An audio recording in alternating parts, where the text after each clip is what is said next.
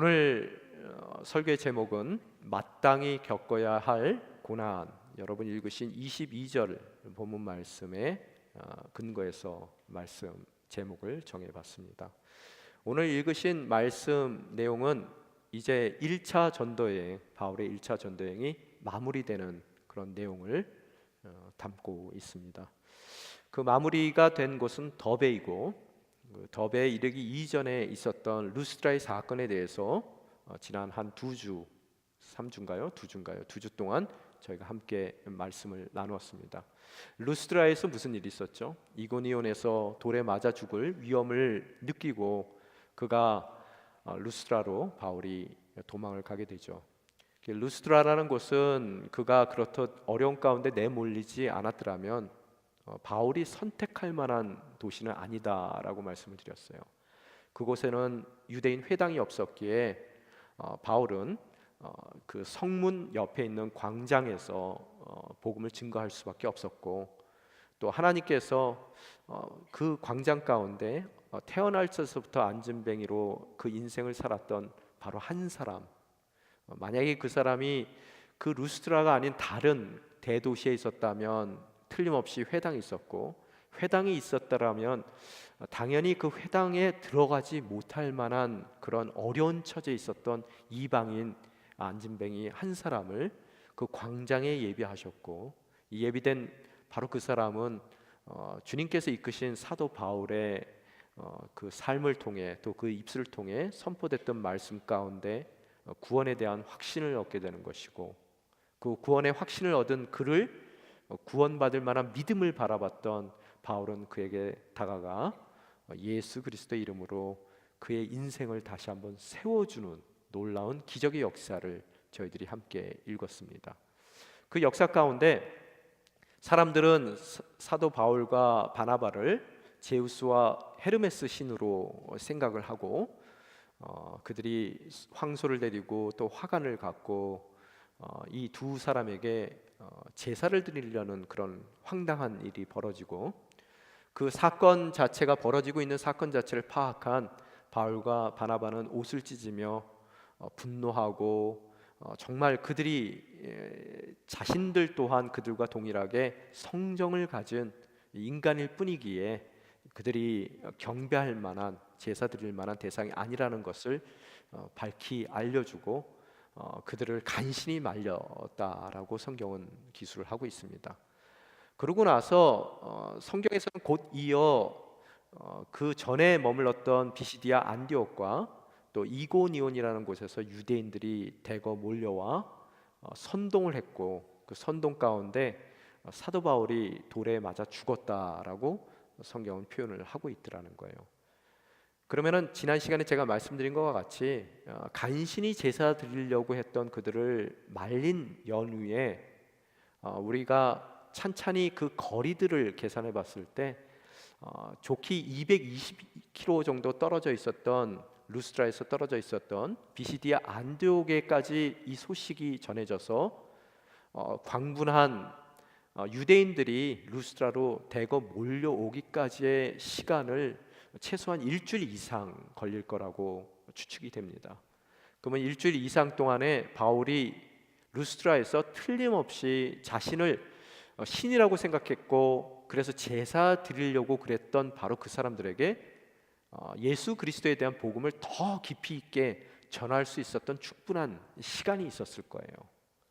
그럼에도 불구하고 그런 복음을 접했던 루스드라의 사람들이 어찌 이 안디옥과 이고니온에서 달려온 그런 유대인들에 의해서 선동되어져서 며칠 전까지만 하더라도 신으로 제사 드리려 그랬던 사도 바울을 돌로 쳐 죽이는 사건이 일어날 수 있겠는가에 대해서 지난 시간에 함께 여러분과 나누었습니다. 기억나시죠?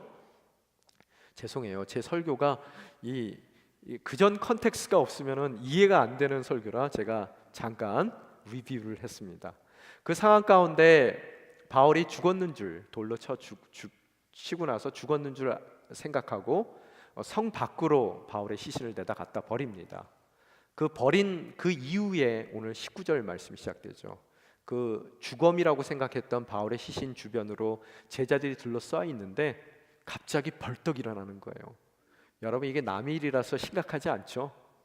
여러분, 장례를 치르려고 지금 시신 앞에 사람들이 늘어서 있는데 갑자기 그 시신이 일어난다고 생각해 보십시오. 얼마나 깜짝 놀랐겠습니까? 그런 바울이 일어나서 처음으로 간 곳이 어디예요? 루스트라로 가더라는 거예요. 여기서 여러분이 한 가지 생각하셔야 될 게, 죽음에서 깨어난 그가 이 세상 가운데 가장 가기 싫은 곳이 아마 루스트라일 거예요. 거기서 돌 맞아 죽는 경험을 하잖아요. 그죠? 저도 예전에 교통사고를 한번 크게 당한 적이 있는데, 그 근처에 차를 운전하고 가면은 등에서 식은땀이 나더라고요. 그게 아마 바울도 그의 인생 가운데 가장 극적인 그런 끝을 경험했던 그 자리에 다시 들어간다는 것이 과연 그에게 쉬운 일이었을까? 우리가 루스트라로 들어간 바울의 그 발걸음 가운데, 그 마음 가운데 무엇을 갖고 있었는지를 한 번쯤은 고민해 볼 필요가 있을 것 같습니다. 그러고 나서 그 다음날, 하루가 지난 그 다음날 바나바와 함께 어디로 갔다고요? 더베로 향하더라는 거예요. 이 더베는 이제 1차 전도여행의 마지막 목적지입니다. 그래서 이 더베라는 곳은 오늘 사도행전적 의미 가운데 봤을 때 반환점의 역할을 해주고 있다는 거예요. 여러분, 마라톤을 뛸 때 보면은 우리가 중간 지점에 돌아서는 반환점 있잖아요. 바로 그런 반환점의 자리인데, 오늘 더베로 향한 그들이 그곳에서도 21절에 보니까 복음을 전했어요. 복음을 전했더니 어떤 일이 일어납니까? 많은 제자들을 얻게 됐습니다 라고 써 있어요. 참 다행스러워요. 그 이고니온과 비시디아 안디옥에서 사람들을 선동하기 위해서 쫓아왔던 유대인들이 더베까지 쫓아오지는 않았던 것 같아요. 더베까지 쫓아왔다면 얼마나 사도 바울이 마음이 힘들었을까라고 생각했을 때 감당할 수 있는 시험만큼만 허락하시는 하나님이라는 그 성경의 말씀이 다시 한번 떠오르게 됩니다. 이 더베라는 곳은 루스트라와 140km 정도 떨어진 곳입니다. 남동쪽으로. 그런데 이 140km를 그 당시의 여행의 보편적인 기준으로 봤을 때 한 나흘 정도 걸릴 수 있는 거리라고 해요. 그런데 그 거리를 사도 바울이 어떠한 상태에서 여러분이 걸어갔는가를 또 한번 고민해 봐야 됩니다. 지금 죽었는 줄 알고 내다 버린 사람입니다. 아마 두개골이 쪼개졌을 거예요. 너무나 피가 많이 흘러서 눈을 떠도 앞이 보이지 않을 만큼 상처를 입은 사람이라는 거예요. 또 돌이 날아와서 맞은 곳마다 뼈에 금이 갔을 거고 온 몸은 피투성이가 된 그런 상황 가운데서 그가 4일 정도의 거리를 도보로 여행하더라는 거예요. 왜요? 바로 그것이 북소리에 민감한 그런 노를 젓는 자의 사명일 줄 믿습니다. 오늘 그래서 주님께서 들르기를 원하시는 위험천만한 또 두려움의 자리인 루스트라에 하룻밤을 머물고, 또 그가 그 몸을 이끌고 사흘이나 나흘이나 되는 그 먼 길을 걸어가는 바울의 뒷모습을 여러분은 바라보실 수 있어야 되더라는 거예요. 그런데 거기서 수많은 제자, 다행히 아무 일도 없었던 것 같아요. 그래서 기쁜 마음으로 복음을 전거하고 많은 제자를 얻게 됐습니다. 그리고 21절 하반절에 보게 되면 그러고 나서 어떤 일이 일어났다고요? 루스드라와 이고니온과 안디옥으로 되돌아가라고 성경은 기술하고 있습니다. 지도 잠깐 띄워주시면은요. 지도 띄워주십시오. 좀 크게 확대해 주십시오. 예, 확대 가능하시죠? 예. 여러분 이게 저까지는 안 가는군요. 예. 오늘 여러분이 이 모습을 보게 되면은 지금 여러분 더베가 어디 있죠? 보이시죠? 중앙에 있는 바로 그곳이요. 오늘 더베에서 있었던 사건, 그 더베에서 복음을 증거하고 많은 제자들을 얻은 이후에 그가 되돌아갔다라고 써 있어요. 되돌아간다는 얘기는 어디를 돌아간다는 얘기죠? 루스트라로 돌아가고, 그 다음에 어디라고요? 이고니온, 안디옥, 또한 밑으로 내려와서 버가라는 곳으로 가서 배를 타고 구브로 섬은 들리지 않았지만 안디옥으로 향한 먼 항해를 했다라고 성경은 기술하고 있더라는 거예요. 그런데 여러분이 지도를 찬찬히 봤을 때 한 가지 우리가 질문이 나와야 돼요. 누가가 갖고 있었던 의도적인 그런 그가 갖고 있는 말하지 않는 복선이 깔려 있다는 것을 여러분이 바라볼 수 있는데요. 그 복선은 뭐냐 하면 여러분이 보시는 바와 같이 더베라는 곳, 여기가 반환점이라고 말씀을 드렸습니다. 그런데 더베 옆쪽에 보면은 도시 하나가 또 있죠. 뭐라고 써 있습니까? 좀 크게 띄워주시면요. 더베 옆으로 다소라는 곳이 나옵니다. 여러분, 다소가 어떤 곳입니까? 바울의 고향입니다. 또한 바울이 그가 안디옥 교회, 시리아 안디옥 교회에 머물기 이전에, 안디옥 교회, 시리아 안디옥 교회 왼쪽에 오른쪽에 보이시죠? 거기에 머물기 이전에 약 8년 동안 그가 머무르던 장소라는 거예요. 그의 고향이라는 거예요. 오늘 더베에서 다소까지의 거리는 약 200km 정도 떨어져 있습니다. 또한 이 거리는 보편적으로 평지에 해당되는 길이에요. 그래서 이전에 고대 시대의 이 지형을 좀 아는 사람들은 더베를 통해서, 그가 더베로 가서 더베에서 배를 타고 다시 그를 파송했었던 시리아의 안디옥으로 간다면 이것이 그 여행의 최단거리라는 거예요. 이해가 되셨습니까?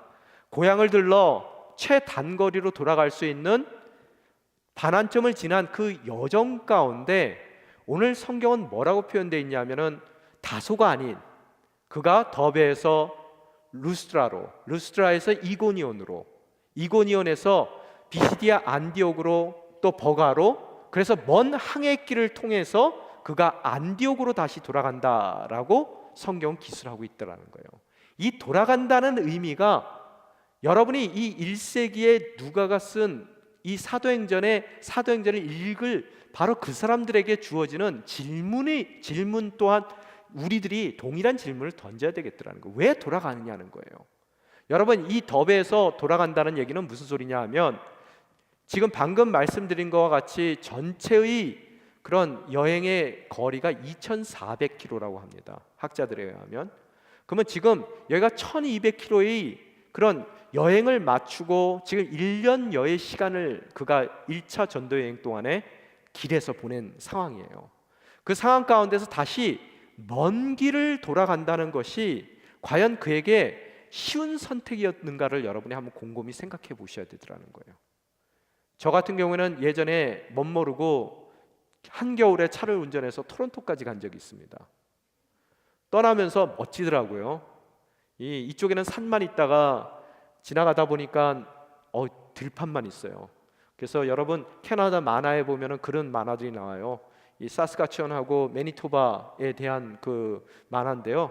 들판에다가 요만한 나무 하나 그려놓고요, 만화에다가요, 그 앞에 편말을 붙여놨어요.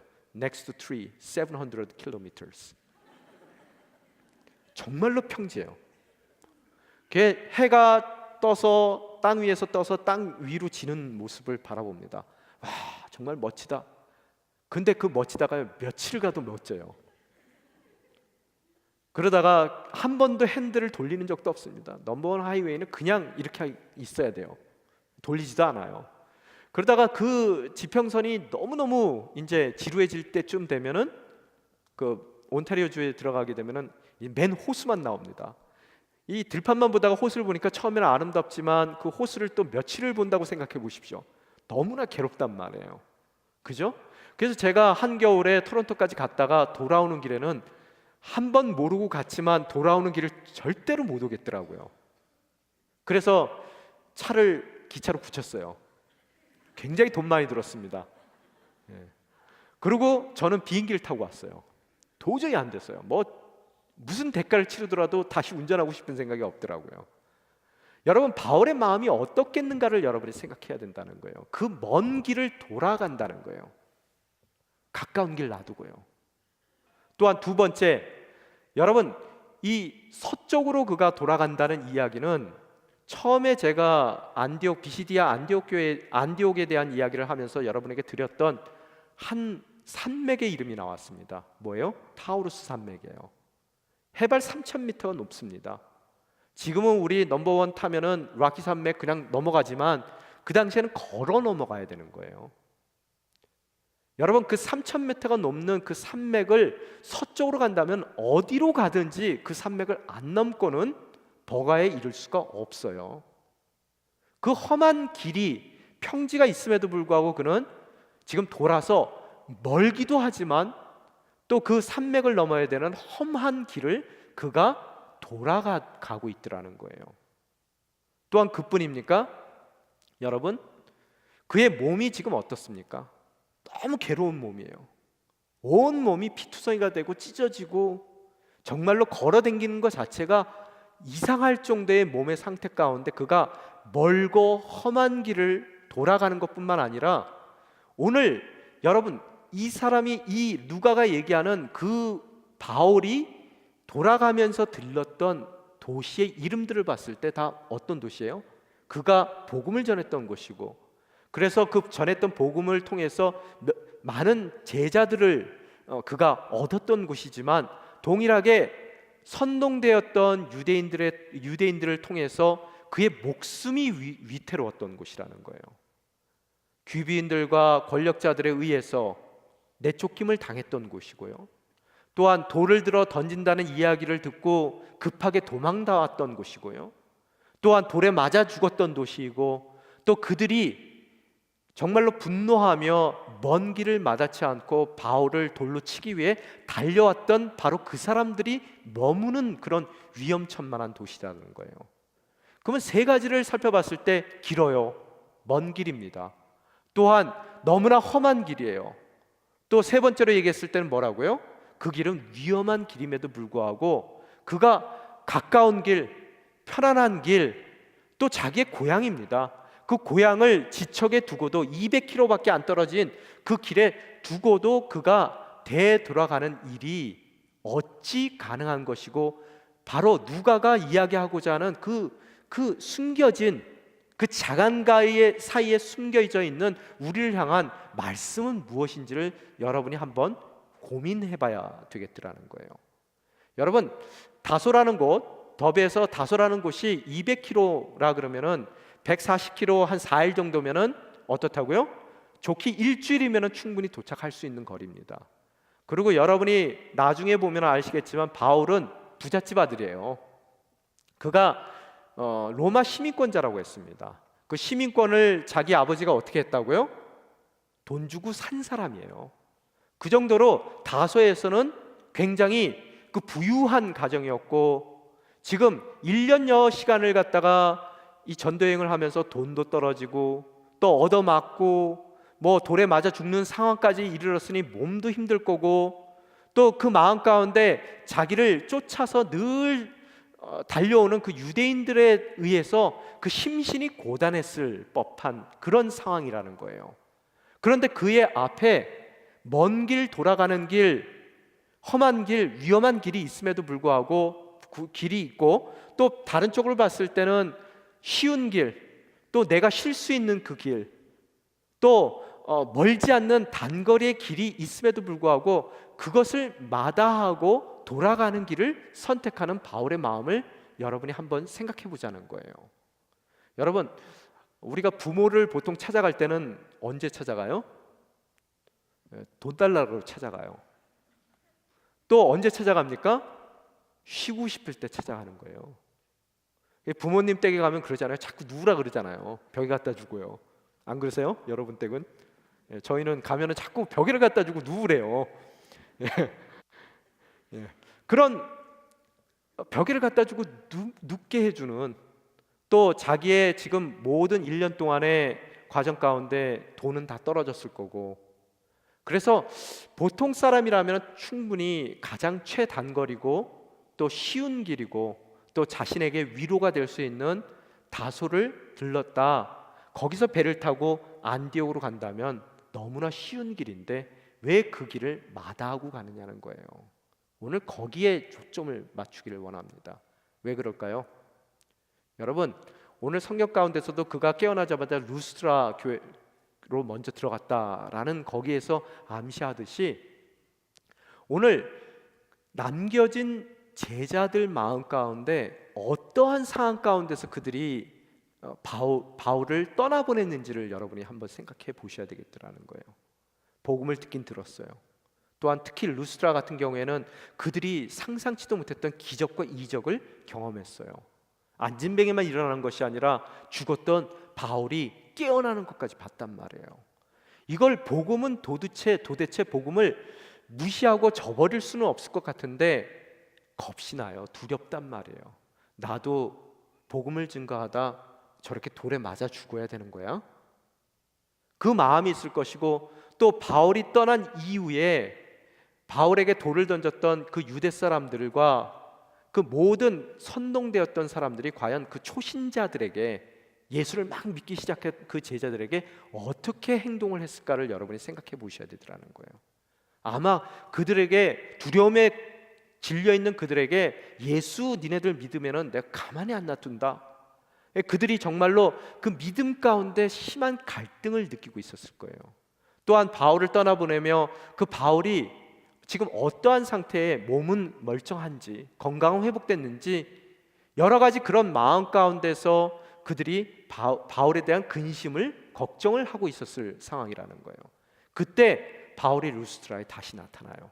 여러분, 루스드라에 있는 여러분이 그 교인이라면 어떤 생각이 들겠습니까? 멀쩡하네, 건재하네. 또한 두려움에 떨면서 다소로 가야 될 그 사람이 다시 그 위험한 자리에 자신들을 격려하기 위해서 그 모든 위험을 불사하고 그 험한 길을 정말 포기하지 않고 다시 돌아와 담대히 그들을 권면하고 복음을 증거하는 모습을 봤을 때, 여러분이 루스드라에 있었던 교인이라면 어떠한 마음의 다짐을 갖겠느냐는 거예요. 사람들은 본대로 합니다. 나 또한 복음을 증거하는 것으로서 돌에 맞아 죽을 일이 있다 하더라도 하나님께서 깨워주실 것이고, 또 깨워졌을 때 무서워 도망하는 것이 쉬운 길을, 편안한 길을 선택하는 것이 아니라 주님께서 원하신다면 그것이 돌아가는 길이라 하더라도, 그것이 진정 먼 길이라 하더라도, 그것이 험한 타우루스 산맥을 넘어야 되는 길이라 하더라도, 또 나의 생명을 위협하는 그런 길이라 하더라도 담대히 그 자리에 서 있는 건재한, 두려움이 없는 사도 바울을 봤을 때 그들 인생 가운데 진정 믿음의 삶이 무엇일 것이라는 것을 그들이 마음 가운데 다시 한번 새겨봤을 거라는 거예요. 이해가 되십니까? 오늘 그가 그를 돌로 쳐 죽였던 루스드라에도 가고, 또 옮겨서 그가 그를 돌려쳐 죽이려고 했었던 이고니온에도 가고, 또한 모든 귀부인과 권력자들을 선동하여 그를 쫓았던 그런 타우루스 산맥의 이편에 있었던 비시디아 안디옥에 가서 그는 흔들릴 수밖에 없었던 초신자들, 그의 제자들을 다시 한번 믿음 가운데 온전히 쓸 수 있도록 권면하기 위해 그는 먼 돌아가는 길을 선택하여 그가 나아가고 있더라는 거예요. 오늘 여러분 그 그림이 보이십니까? 그래서 그 먼 길을 돌아가는 그가 22절에 보니까 그 돌아가서 뭘 하고 있는지를 설명해 주고 있어요. 22절 같이 읽겠습니다. 시작. 제자들의 마음을 강하게 하고 늘 믿음에 머물러 있도록 격려해 주었습니다. 또 우리가 하나님 나라에 들어가려면 우리가 마땅히 많은 고난을 겪어야 한다고 말했습니다. 두 가지를 했어요. 뭘 했어요? 격려해 주었고 말해 주었어요. 뭘 격려했어요? 첫 번째, 마음을 강하게 하고, 또 두 번째 뭐라고요? 늘 믿음에 머물도록 격려했단 말이에요. 뭘 말해줬어요? 우리가 하나님 나라에 들어가려면, 하나님의 나라에 합한 사람으로서 삶을 살아간다면, 제자로서의 삶을 우리가 살아가는 이 땅 가운데서의 삶 가운데 우리는 어떻다고요? 마땅히 많은 고난을 겪어야 한다는 것을, 당연한 고난을 겪어야 한다는 것을 그가 말해 주었다는 거예요. 오늘 무슨 소리입니까? 오늘 이 성경 가운데 늘 믿음 안에 거하라 라고 했을 때 영어 성경에 보면은 그 the faith라고 얘기합니다. 바로 그 믿음이에요. 정관사가 붙어 있어요. 원어 성경에도 그 정관사 ten이 붙어 있습니다. 그래서 그냥 믿음이 아니라 지금 오늘 사도 바울이 얘기하는 여기에 이 믿음은 바로 그 믿음이에요. 그럼 바로 그 믿음이 마음을 강하게 하는 거와 또 마땅히 겪어야 될 고난과 하나님의 나라라는 그런 목적을 향해 어떻게 움직이고 있는지를 여러분이 바라보실 수 있어야 되더라는 거예요. 먼저 여기에 성경에 보면은 우리가 하나님 나라에 들어가기 위해서 마땅히 고난을 봐야 된다, 당연히 고난을 받아야 된다라고 얘기하는데 여러분 동의하십니까? 여러분 여기 왜 오셨어요? 편안한 길을 선택하기 위해서, 안락한 길을 선택하기 위해서, 최단거리를 가기 위해서, 여러분 인생 가운데 최단거리를 가기 위해서 이 자리에 오셨습니까? 오늘 성경은 하나님께서 믿는 우리들에게 하나님의 나라를 허락하실 것이고 또 하나님의 나라를 준비하고 기다리고 있는 우리의 삶 가운데는 마땅히 당연히 고난을 겪을 수밖에 없다는 것을 이야기하고 계세요. 오늘 여러분 이 고난에 대해서 이야기를 하고 싶다는 거예요. 오늘 성경에 베드로전서 4장 12절 말씀입니다. 12절서부터 16절 말씀, 혹시 자막 준비되었으면 잠깐 띄워주십시오. 잠깐 보겠습니다. 같이 읽겠습니다. 시작. 사랑하는 사람들이여, 여러분을 시험하려고 오는 불같은 시험이 있더라도 무슨 이상한 일이 여러분에게 일어난 것처럼 여기지 말고. 지금 사도 베드로가 이야기하는 사랑하는 사람들, 바로 곧 제자들 뜻하는 거죠. 그들에게 뭐라고요? 그들 인생 가운데 다가오는 시험을, 불같은 시험을 무슨 이상한 일 일어난 것 같이 여기지 말라라고 얘기하고 있어요. 당연한 거라는 거예요. 그러면서 13절에 뭐라고 써 있습니까? 오히려 여러분이 그리스도의 고난에 참여하게 된 것을 뭐 하라고요? 기뻐하라는 거예요. 당연한 것이고 그것은 기쁜 것이에요. 그러면서 하는 얘기가 이는 그분의 영광이 나타날 때 여러분이 크게 기뻐하고 즐거워하게 하려는 것입니다. 나머지 16절까지는 집에 가서 읽으세요.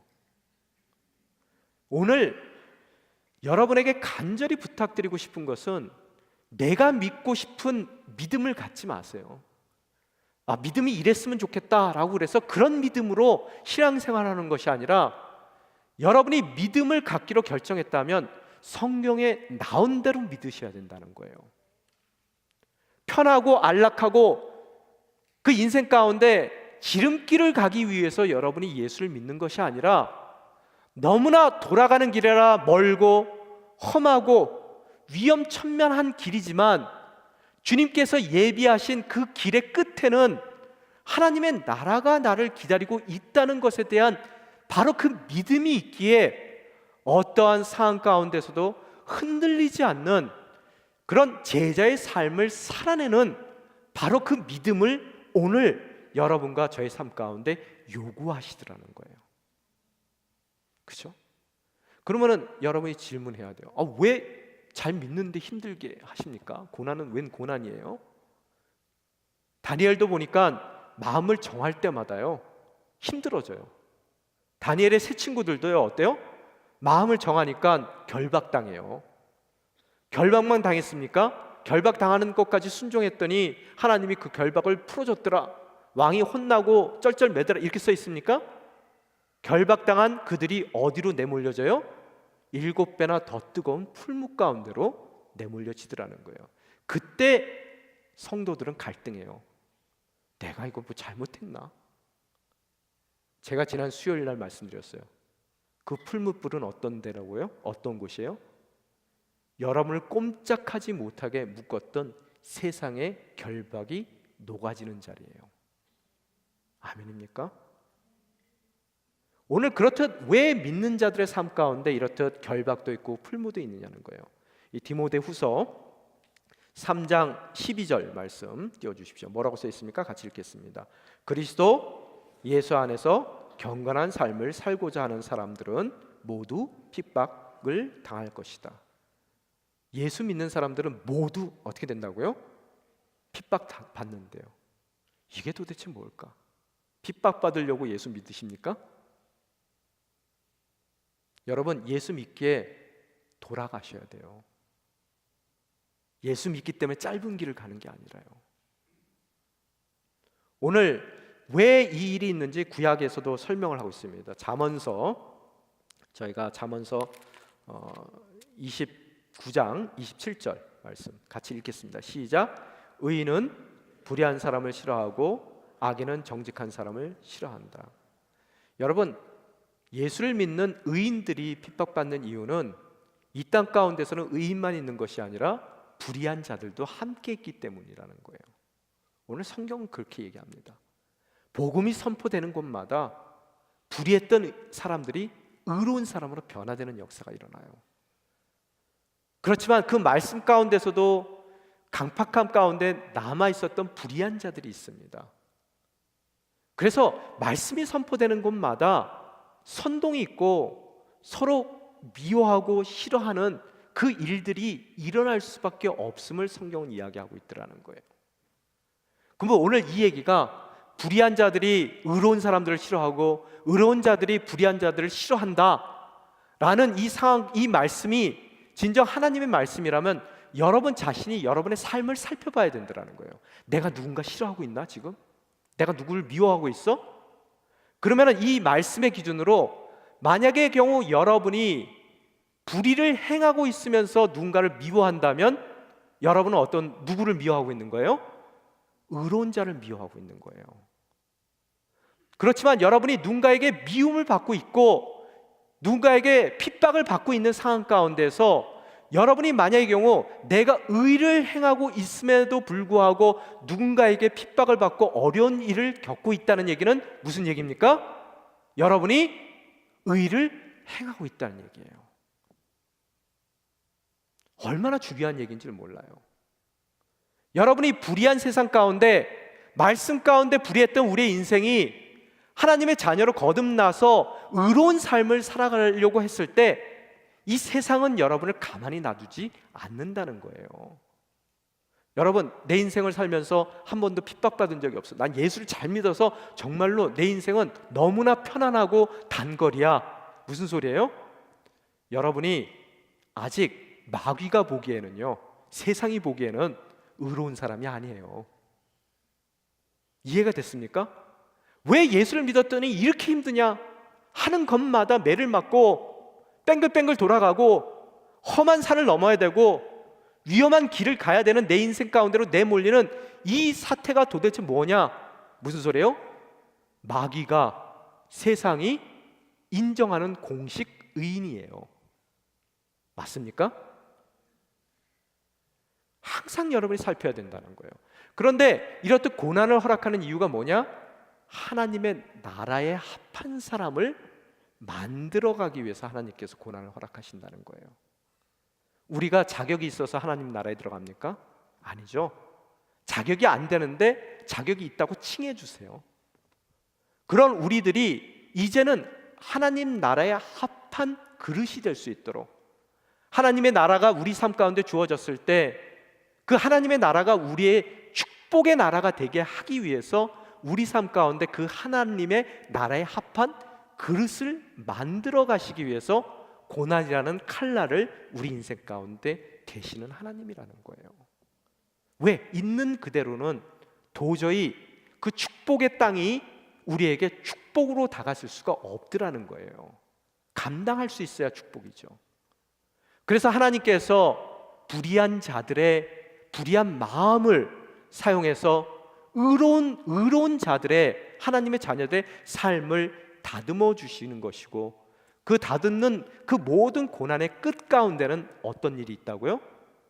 망하라고 고난이 주어지는 것이 아닌 하나님의 나라가 축복으로 우리의 삶 가운데 주어지는 것을 오늘 성경은 말씀하고 계시더라는 거예요.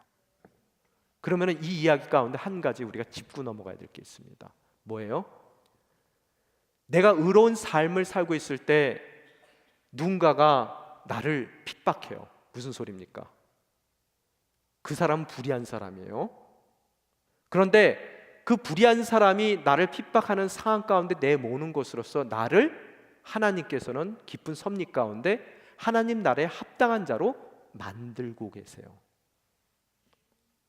그랬을 때 원수를 사랑한다는 말이 원수가 여러분이 정말 제가 원수를 사랑할 수 있다는 얘기가 아니라 사용되고 있습니다. 누구를 위해서요? 하나님의 나라를 허락할 나를 위해서요. 지금 이해가 됩니까?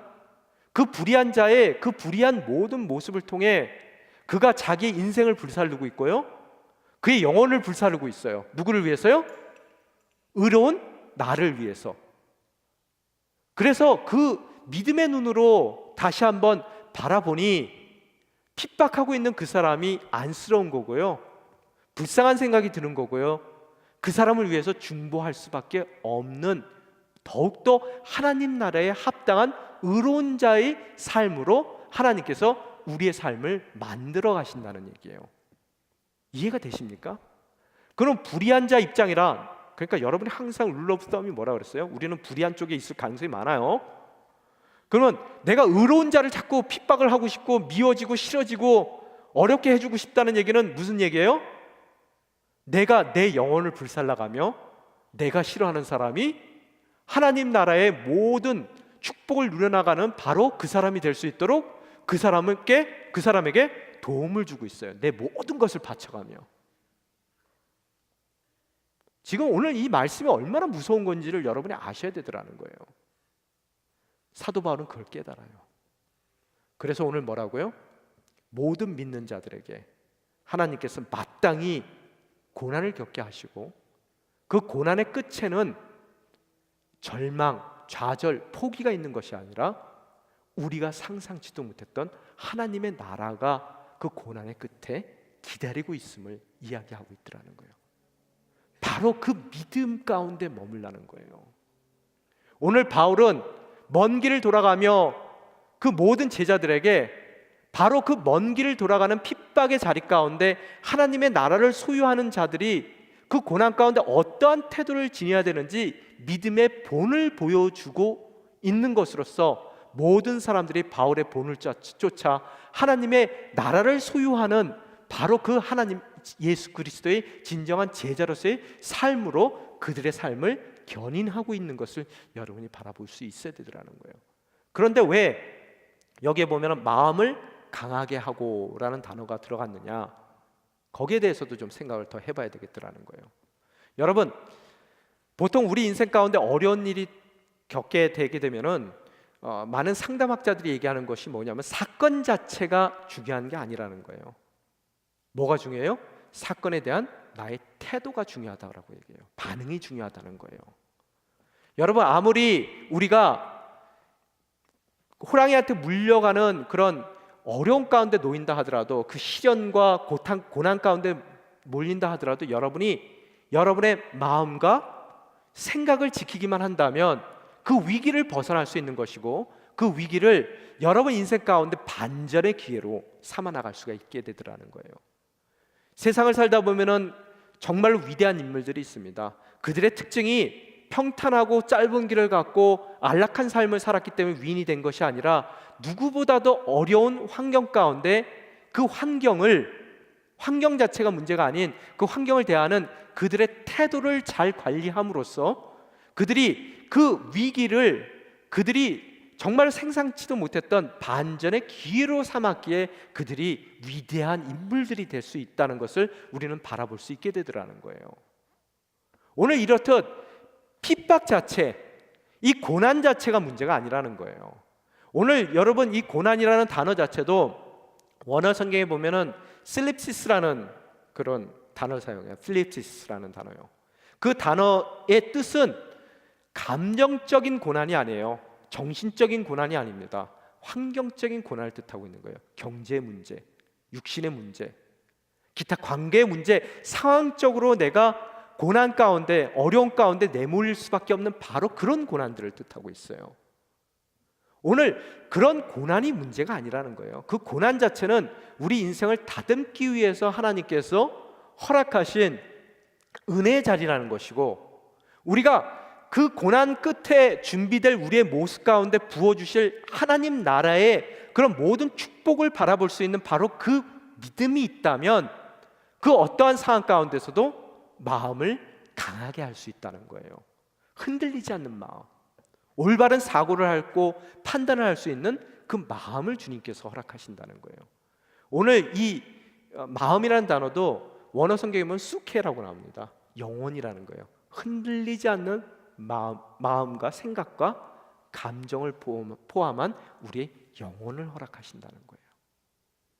오늘 행여 핍박의 자리에 있습니까? 고난의 자리에 있어요? 환경적인 겁니까? 그 환경적인 고난 가운데 주님께서 여러분을 향해 갖고 계신 하나님의 섭리를 읽을 줄 아는 바로 그 믿음이 여러분 삶 가운데, 그 믿음 가운데 머물기만 한다면 여러분의 영혼을 지켜내시는 하나님의 놀라운 손길을 경험하게 되는 것이고, 그 환난의 모든 시간들, 고난의 시간들은 여러분을 빛나는 주님의 나라의 주인공으로 세우기 위한 하나님의 은혜의 시간이라는 것을 우리는 다시 한번 깨닫게 되더라는 거예요. 또한 그러고 나서 한 가지만 더 얘기하고 끝내겠게요. 23절에 보니까 뭐 했어요? 바울과 바나바는 제자들을 위해 각 교회마다 장로들을 세워 기도하고 금식하며 자신들이 믿는 주께 그들을 부탁했습니다. 가는 교회마다 뭘 세웠어요? 장로를 세웠어요. 아마 신약 성경에 나오는 첫 번째 장로라는 단어인 것 같아요. 다른 곳에서는 장로를 어떻게 정의하는지는 모르지만 오늘 이 본문 말씀 가운데서는 장로의 의미가 뭐냐면, 그것도 기도하고 금식하며 주께 부탁하는 그런 입장 가운데서의 장로들을 각 교회마다 세우더라는 거예요. 그 이유가 뭐예요? 바로 이 고난 가운데 사도 바울이 선택한 것 같이 단거리, 지름길, 또 평탄하고 뭔가 안락함을 주는 그 길을 선택하는 인생이 아닌, 사도 바울과 같이 환난의 길이라 하더라도 주님께서 불러주신다면 그 길을 순종하며 마다치 않고 가는 것으로서, 또한 그들이 그 어려운 현장 가운데서도 그 믿음 가운데 거하는 것으로서 하나님께서 그들의 마음과 생각을 지켜주시는 것으로서 진정 고난을 통해서 이루고자 하는 하나님의 하늘나라에 합당한 우리의 삶을 이루어 가시는 것을 깨닫고 정말 그 고난을 은혜의 자리로 생각하며 나아가는 바로 그 사도 바울과 같은 동일한 제자의 삶을 살 수 있도록 그 중에서 가장 으뜸되는 사람들을 뽑아서 세우더라는 거예요. 믿음의 본을 보일 수 있도록. 그래서 사도 바울이 다시 안디옥 교회로 돌아간다 하더라도 사도 바울이 없는 그 기간 동안에 모든 주님의 제자들이 흔들리지 않고 그 모든 역경과 고난과 힘든 가운데서도 주님이 원하시는 하늘나라에 합한 인품으로, 또 인격으로, 또 삶으로 쉐이핑될 수 있도록 그 자리를 지킬 수 있는, 먼 돌아가는 길을 선택할 수 있는, 험한 길을 선택하고 위험을 감수하며 나아가는 바로 그 인생이 되기 위해 장로들을 기도하고 금식하고 또한 주님께 부탁하더라는 거예요. 그들의 인생을 책임지도록. 자, 우리 교회는 어떤 교회입니까?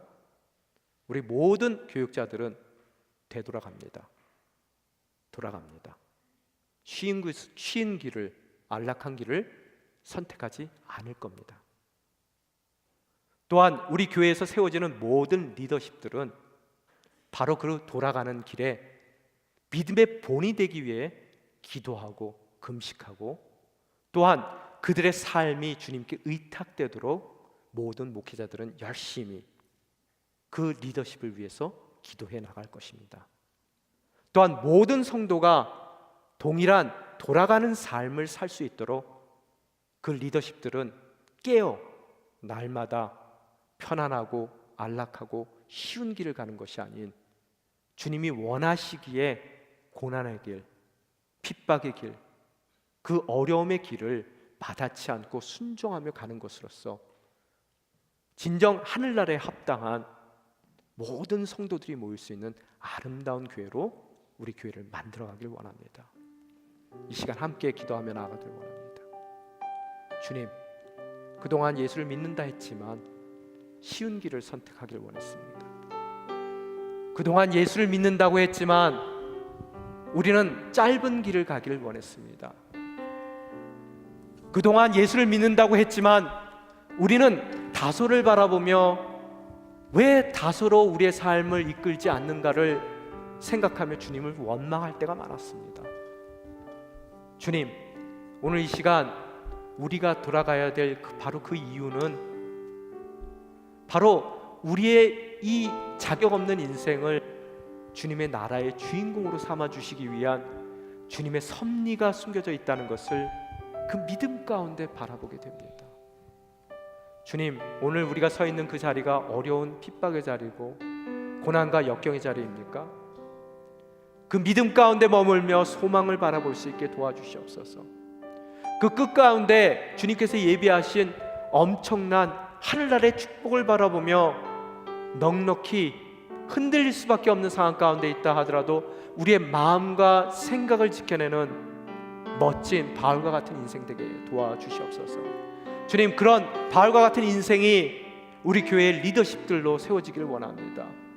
그 리더십들이 진정 주님 원하시는 믿음의 본을 보일 때 우리 교회에는 미래에 대한 희망이 있습니다. 소망 가운데 흔들리지 않는 복된 믿음의 교회가 될 수 있도록 우리의 삶을 사용하여 주시옵소서. 함께 기도하며 나아가시겠습니다.